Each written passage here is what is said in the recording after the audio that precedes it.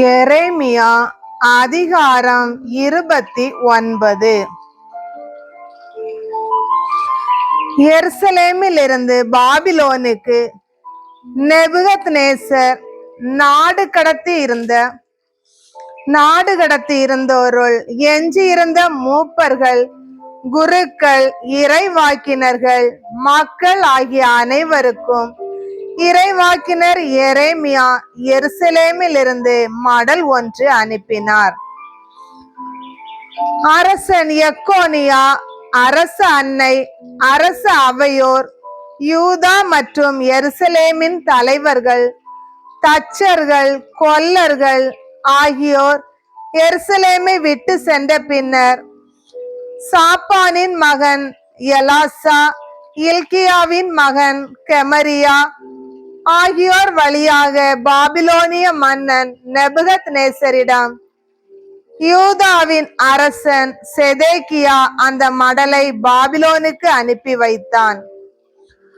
அந்த சொற்களாவன: இஸ்ரேலின் கடவுளான படைகளின் ஆண்டவராகிய நான் எருசலேமிலிருந்து பாபிலோனுக்கு நாடு கடத்தியுள்ள அனைவருக்கும் கூறுவது இதுவே: வீடுகளை கட்டி அவற்றில் குடியிருங்கள், தோட்டங்கள் அமைத்து அவற்றின் விளைச்சலை உண்ணுங்கள், பெண்களை மணந்து புதல்வர் புதல்வியரை பெற்றெடுங்கள், உங்கள் புதல்வர்களுக்கு பெண் கொள்ளுங்கள், உங்கள் புதல்வியருக்கு மணம் முடித்து வையுங்கள். இவ்வாறு அவர்களும் தங்களுக்கு புதல்வர் புதல்வியரை பெற்றெடுக்கட்டும். அங்கே பல்கி பெருகுங்கள், எண்ணிக்கையில் குறைந்து விடாதீர்கள். உங்களை எந்த நகருக்கு நான் நாடு கடத்தியுள்ளேனோ அந்த நகரின் நல்வாழ்வை தேடுங்கள். அந்நகருக்காக ஆண்டவரிடம் மன்றாடுங்கள். ஏனெனில் அதன் நல்வாழ்வில்தான் உங்கள் நல்வாழ்வும் அடங்கி இருக்கிறது. இஸ்ரேலின் கடவுளான படைகளின் ஆண்டவர் கூறுவது இதுவே: உங்களிடையே இருக்கும் உங்கள் இறைவாக்கினரும் குறி சொல்வோரும் உங்களை ஏமாற்றாதவாறு பார்த்து கொள்ளுங்கள். அவர்கள் காணும் கனவுகளை நீங்கள் பொருட்படுத்தாதீர்கள். ஏனெனில் என் பெயரால் அவர்கள் உங்களுக்கு பொய்யை இறைவாக்காக உரைக்கிறார்கள். நான் அவர்களை அனுப்பவில்லை என்கிறார் ஆண்டவர். ஆண்டவர் இவ்வாறு கூறுகிறார்: பாபிலோனில் 70 ஆண்டுகள் முடிந்த பின் நான் உங்களை சந்திக்க வருவேன். உங்களுக்கு நான் கொடுத்திருந்த வாக்குறுதியின்படி உங்களை இந்த இடத்திற்கு கொண்டு வந்து சேர்ப்பேன். ஏனெனில் உங்களுக்காக நான் வகுத்திருக்கும் திட்டங்கள் எனக்கு தெரியும் அன்றோ? அவை வளமான எதிர்காலத்தையும் நம்பிக்கையையும் உங்களுக்கு அளிப்பதற்கான நல்வாழ்வின் திட்டங்களே அன்றி கேடு விளைவிப்பதற்கான திட்டங்கள் அல்ல என்கிறார் ஆண்டவர். நீங்கள் என்னிடம் வந்து கூக்குரலிட்டு மன்றாடுவீர்கள், அப்பொழுது நான் உங்களுக்கு செவி கொடுப்பேன்.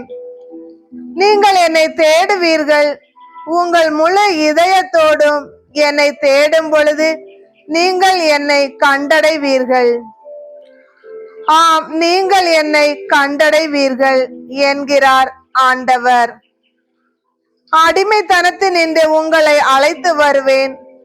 நான் உங்களை விரட்டி அடித்துள்ள எல்லா மக்களினங்களினின்றும் இடங்களினின்றும் கூட்டி சேர்ப்பேன் என்கிறார் ஆண்டவர். எந்த இடத்தினின்று உங்களை நான் நாடு கடத்தினேனோ அந்த இடத்திற்கே உங்களை திரும்ப கொண்டு வருவேன். ஆண்டவர் எங்களுக்காக பாபிலோனில் இறைவாக்கினர்களை எழுப்பியுள்ளார் என்று சொல்கிறீர்கள். ஆதலால் தாவீதின் அரியணையில் வீற்றிருக்கும் அரசரை பற்றியும் இந்நகரில் வாழும் எல்லா மக்களை பற்றியும் உங்களோடு நாடு கடத்தப்படாத உங்கள் சகோதரர்களை பற்றியும் ஆண்டவர் கூறுவது இதுவே: படைகளின் ஆண்டவர் கூறுகிறார், இதோ அவர்கள் மீது வாள், பஞ்சம், கொள்ளை நோய் ஆகியவற்றை அனுப்பி வைப்பேன். தின்ன முடியாத அளவுக்கு அழுகி போன காட்டு அத்திப்பழங்களைப் போல் அவர்களை ஆக்குவேன். வாள், பஞ்சம், கொள்ளை நோய் கொண்டு அவர்களை பின்தொடர்வேன். உலகின் எல்லா அரசுகளும் அவர்களை அருவருக்கும்படி செய்வேன்.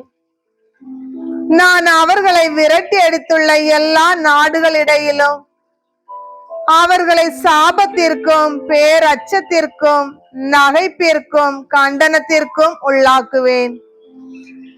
ஏனெனில் என் ஊழியர்களான இறைவாக்கினர்களை நான் அவர்களிடம் திரும்ப திரும்ப அனுப்பி இருந்தும் அவர்கள் என் சொற்களுக்கு செவி கொடுக்கவில்லை.